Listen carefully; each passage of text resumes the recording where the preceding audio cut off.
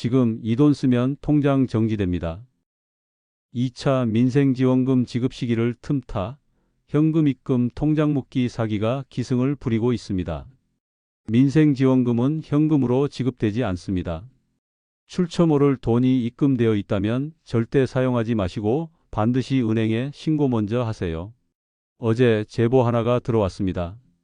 성남에서 자영업을 하고 있는 최모 씨는 영문도 모른 채 황당한 은행 문자를 받았습니다. 보이스피싱 연루 의심으로 계좌가 정지되었다는 내용이었습니다. 누군가 최 씨 계좌로 30만 원을 송금한 후 보이스피싱 피해로 신고를 한 겁니다. 거래처 대금 결제부터 공과금 납부까지 막혀버렸습니다. 하루하루 금융거래가 급한 최 씨는 숨이 턱 막히는 기분이라고 하시더군요. 이게 바로 신종 피싱 통장 묶기입니다. 이 통장 묶기 신종 사기를 비롯 금융사기 범죄가 최근 들어 더욱 극악을 떨치고 있습니다. 왜 지금일까요? 바로 2차 민생지원금 추가 지급 시기가 다가오고 있기 때문입니다. 1차 때 아무 일 없이 잘 받았기에 이번에도 그렇겠지 하는 그 마음을 노리고 있는 겁니다. 정부 지원금, 긴급 생계비, 지급 확정, 계좌 확인, 사용기한 임박 같은 문구에 링크가 딱 달려 있습니다. 그걸 누르면 끝입니다. 여기서 가장 중요한 점검사항 먼저 알려드리겠습니다. 3가지만 기억하세요. 첫째, 정부나 지자체 문자는 링크를 절대 넣지 않습니다. 둘째, 어떤 정책도 개인 통장에 현금을 바로 넣어주지 않습니다. 셋째, 모르는 돈이 들어오면 사용 금지. 은행에 이의 신청. 그리고 118, 112 신고입니다. 사기꾼들의 수법이 날로 진화하고 있습니다. 최근에 새로 등장한 신종사기 수법 또한 매우 교묘하고 황당하기까지 합니다. 보게 되면 대부분 정말 속지 않기 어려워 보입니다. 여러분 꼭 기억하고 계십시오. KBS 뉴스를 그대로 베껴 단체 이름만 바꾼 위조 영상입니다. 조합원 가입하면 매달 얼마씩 같은 문구로 홈페이지로 유인, 결국 금융상품 가입이나 예탁금을 요구합니다. 화면도 아나운서 목소리도 정말 그럴듯합니다.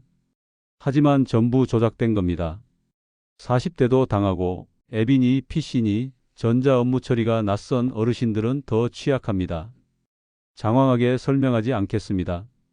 갈수록 진화하는 신종 사기 수법과 실제 피해 사례, 그리고 당장 적용 가능한 대처법만 콕 집어드리겠습니다. 무엇보다 중요한 건 혼자 판단하지 말고 아들, 딸, 이웃 누구에게든 먼저 물어보는 습관입니다. 그저 짤막한 질문 한 번이 내 통장을 지킵니다. 정부 지원금 뉴스가 범람하는 요즘 이 분위기에 편승해 우리가 방심하고 있는 틈을 노리는 신종 사기 범죄들. 하지만 오늘 영상 끝까지 들으시면 절대 당하지 않으실 겁니다. 첫 번째 사례입니다. 복수 언론에서 여러 차례 인용 보도된 대표적인 케이스입니다.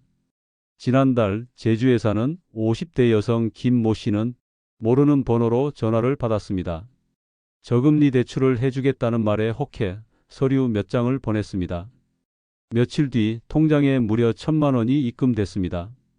돈이 들어온 걸 보고 안도했죠. 하지만 곧이어 은행에서 온 메시지를 보고 가슴이 철렁 내려앉았습니다. 보이스피싱 연루 의심, 계좌 거래 정지. 그 순간부터 김 씨는 아무런 금융거래도 할 수 없게 되었습니다. 내 돈인데도 10원 한 장 건드릴 수 없었습니다. 카드 대금도 연체됐고 집세도 못 내는 상황이 되었습니다. 또 다른 피해자 김태영 씨의 경우는 더 황당합니다. 어느 날 발신자 표시 제한 번호로 전화가 걸려왔습니다. 다짜고짜 당장 돈을 보내지 않으면 통장을 묶어버리겠다는 협박이었습니다. 김 씨는 장난 전화겠거니 하고 무시했답니다. 그런데 그날 저녁 김 씨 통장 4개에 14만 원, 17만 원 같은 소액이 연달아 입금됐습니다. 그리고 다음 날 모든 계좌가 정지됐다는 통보를 받았습니다. 김 씨는 당장 월급 통장이 묶인 것은 물론 3년 동안 새 계좌도 만들 수 없게 됐습니다. 현금 카드 발급도 불가능해졌습니다. 카드 대금은 밀렸고 신용 등급까지 떨어졌습니다. 김 씨는 이렇게 말했습니다. 돈을 잃은 게 아니라 돈을 쓸 수 없게 된 게 더 무섭다고 말입니다. 이게 피해자들의 공통된 하소연입니다. 자영업자 최모 씨는 더 절박했습니다. 거래처 대금을 입금하려 했지만 계좌가 묶여 결제를 못했습니다. 임대비, 공과금, 카드 대금도 낼 수 없었습니다. 그 사이 사기범은 전화를 걸어 이렇게 말했습니다. 300만 원을 보내면 계좌를 풀어주겠다. 하지만 여러분, 계좌를 풀 수 있는 권한은 애초에 그들에게 없습니다. 그저 피해자의 다급한 마음을 노린 협박일 뿐입니다. 답장을 하지 않으면 보이스피싱 피해금을 추가로 입금해 계좌 정지 기간을 연장하겠다고 협박하는 경우도 있다고 합니다. 얼마나 악질적입니까? 이게 이른바 통장 묶기라는 사기 수법입니다. 보이스피싱 피해자 보호 장치를 악용해 계좌를 묶어두고 거래 정지를 풀어주겠다며 결국 돈을 뜯어내는 범죄입니다. 신고를 하고 복잡한 절차를 거쳐 소명 자료를 제출해도 피해자들의 계좌가 정상화되기까지 보통 3개월 이상 걸립니다. 상상을 한번 해보세요. 그 기간 동안 모든 돈의 흐름이 막혀 있는 상황 말입니다. 특히 하루하루 금융거래가 급한 자영업자나 소상공인들에게는 치명적입니다. 어르신들의 경우 전기연금, 공과금 자동이체, 병원비 같은 필수 생활비가 대부분 한 통장에 몰려 있습니다. 그렇기에 특히 더 치명적인 생계 위협에 직면하게 됩니다. 결국 피해자들은 다급한 마음에 사기범이 요구하는 돈을 보낼 수밖에 없습니다. 이런 식으로 입금된 돈을 모르고 지인에게 송금했다가 지인 계좌까지 정지된 사례도 있습니다. 최근에는 구독자 40만 명의 유명 유튜버도 이 사기의 피해자가 되어 화제가 되기도 했습니다. 자, 이쯤에서 반드시 기억해야 할 게 있습니다. 이 사기에는 몇 가지 뚜렷한 특징이 있습니다. 첫째, 소액 입금.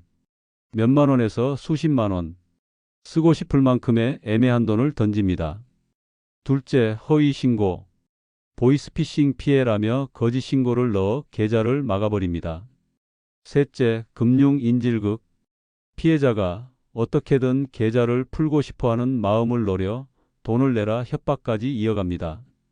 여기서 가장 중요한 대응법. 돈을 보내선 절대 안 됩니다. 그 사람들은 계좌를 풀 권한이 없습니다. 진짜 피싱 피해자의 동의가 있어야만 풀립니다. 결국 길은 단 하나뿐입니다. 은행에 이의 신청, 금융감독원에 민원 접수, 그리고 118, 112로 즉시 신고. 다시 한번 강조합니다. 은행 이의 신청, 금감원 민원, 118, 112 신고. 이 세 가지만 기억하고 계시면 됩니다. 지금까지 실제 피해 사례와 사기의 구조를 말씀드렸습니다. 다음은 스미싱 문자 구별법과 구체적 예방법을 이어서 알려드리겠습니다. 이번엔 위조 뉴스와 문자 사기 사례입니다. 지난 3월 어머니와 함께 노후 자금을 알아보던 한 제보자가 있었습니다.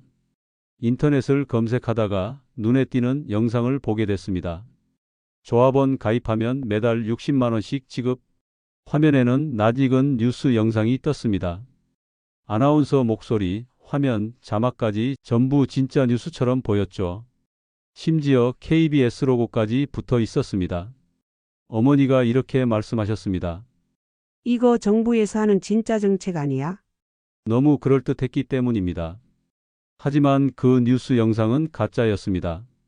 화면은 그대로 사용하고 단체명만 바꿔치기 한 위조 영상이었죠.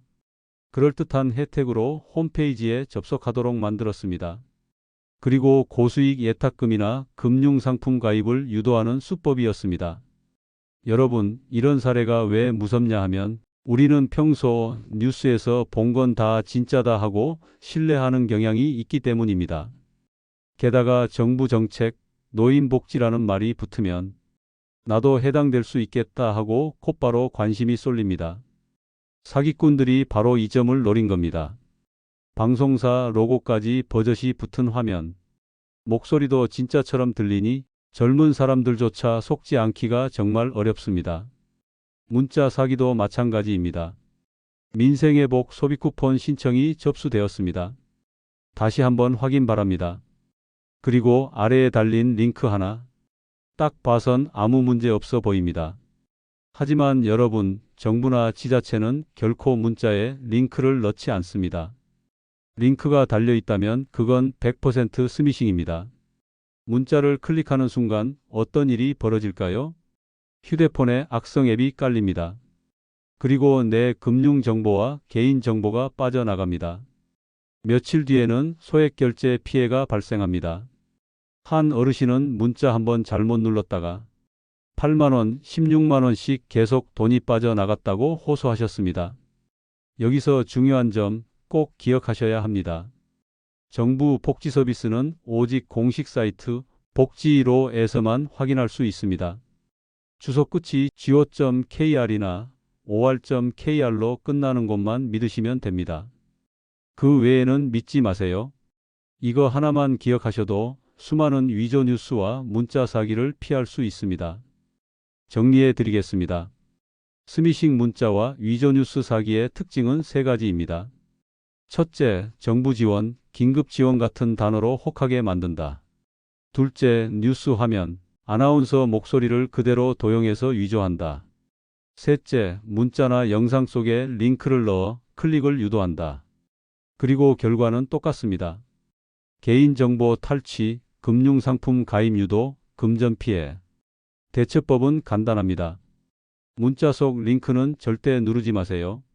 다시 말씀드립니다. 절대 누르지 마세요. 조금이라도 의심되면 복지로에서 먼저 확인하세요.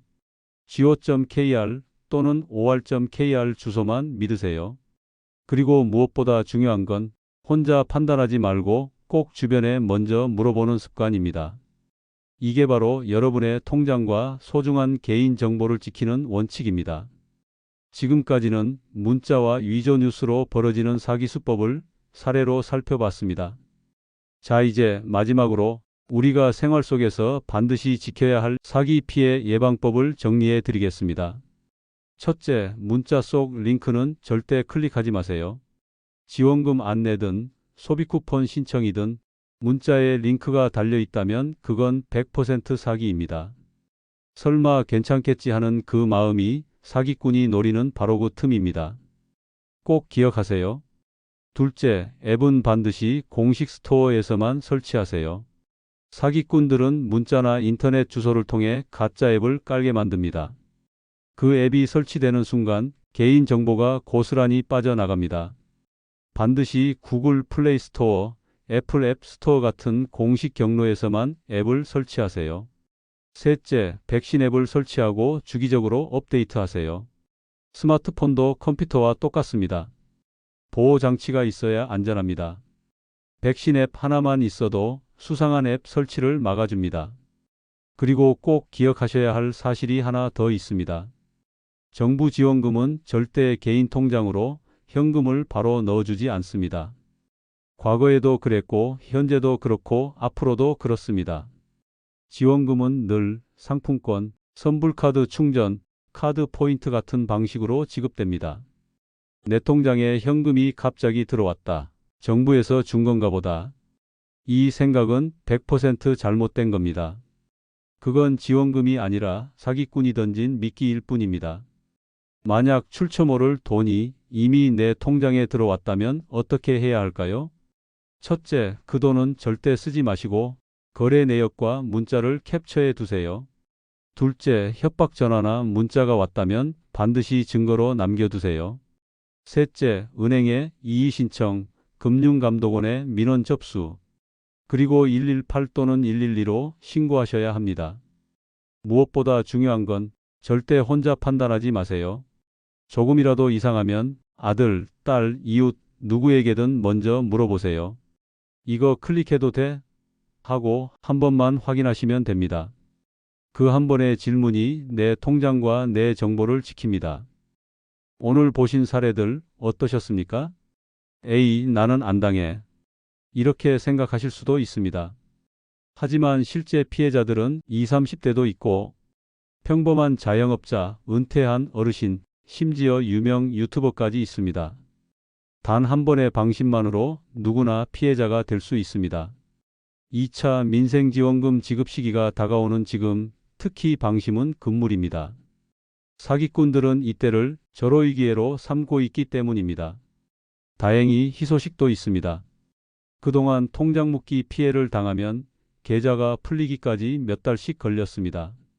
하지만 올해 8월부터는 법이 바뀌어 피해자가 무관하다는 증거만 제출하면 훨씬 신속하게 계좌를 정상화할 수 있게 됐습니다. K뱅크 같은 인터넷 은행은 이미 1시간 내 해제 제도를 시행하고 있고 시중은행도 점차 확대 적용될 예정입니다. 다만 아직은 시행 초기라서 시중은행에 완전히 정착하기까지는 시간이 걸릴 수 있습니다. 그리고 무엇보다 중요한 변화가 하나 더 있습니다. 정부도 이 문제의 심각성을 인정하고 점점 더 악질적으로 진화하는 보이스피싱 근절을 위해 실질적인 대응에 나섰습니다. 8월 28일자 정부의 종합대책 발표에 따르면 9월부터는 경찰청 중심의 24시간 통합대응단이 가동되고 5개월간 특별 단속기간을 운영할 방침이라고 합니다. 전화번호는 신고 후 10분 안에 차단, 악성 앱은 설치 자체가 막히도록 3중 방어 시스템이 도입됩니다. 또 피해자의 책임만 묻던 과거와 달리 금융회사와 통신사의 관리, 배상 책임도 대폭 강화될 예정입니다. 이 역시 완전히 정착되기까진 시간이 걸리겠지만 정부가 적극적으로 움직이기 시작했다는 것만으로도 큰 변화입니다. 이 영상을 만들며 실제로 이 같은 사기 피해를 입으신 어르신들 마음이 어떠셨을까 많이 생각하게 됐습니다. 손해나 불편은 차치하고 그깟 문자 하나 거르지 못했다는 자책, 누구에게라도 먼저 물어보지 않은 후회들로 사기꾼보다 자신을 더 탓하며 잠을 못 이루셨을 것 같았습니다. 저라도 그랬을 것 같습니다. 하지만 분명히 말씀드리고 싶습니다. 이건 결코 우리의 잘못이 아닙니다. 나이 탓도 지식이 부족한 탓도 아닙니다.